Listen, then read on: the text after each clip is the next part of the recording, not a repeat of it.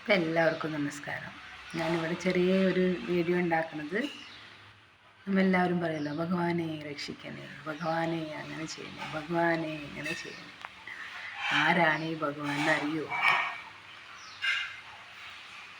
ഞാനത് പറഞ്ഞുതരാം. ചെറിയ രഹസ്യം കേട്ടാ, ആരോടും പറയല്ലേ, പബ്ലിക്കായ രഹസ്യം. അതെങ്ങനെയാണെന്ന് വെച്ചാൽ, ഭഗവാൻ, ഭഗവാൻ 5 അക്ഷരം വരെയുണ്ട്. 5 അക്ഷരത്തിൽ ആദ്യത്തെയാണ് ഭ. ഭ എന്ന് വെച്ചാൽ ഭൂമി. ഗ എന്ന് വെച്ചാൽ ഗഗൻ. ഗഗൻ എന്ന് വെച്ചാൽ ആകാശം. വാ വായു. അത് കഴിഞ്ഞാൽ ആ അഗ്നി.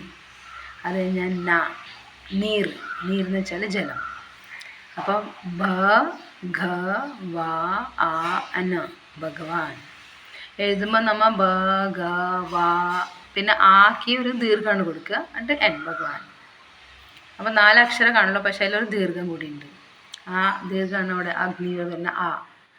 അപ്പം ഈ ഭഗവാനെ ഭഗവാനെ നമ്മൾ വിളിച്ചു കൂട്ടുന്നത് പഞ്ചഭൂതങ്ങളെയാണ്. അതാണ് ആ എന്താ പറയുക, എനർജി അല്ലെങ്കിൽ അതിൻ്റെ സൂക്ഷ്മം എന്ന് പറയുന്നത്.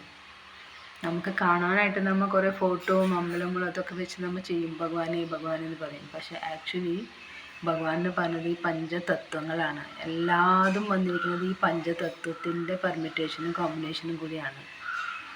അത് മനസ്സിലായപ്പോൾ നിങ്ങളോടും പറയാമെന്ന് വിചാരിച്ചു. Okay, thank you.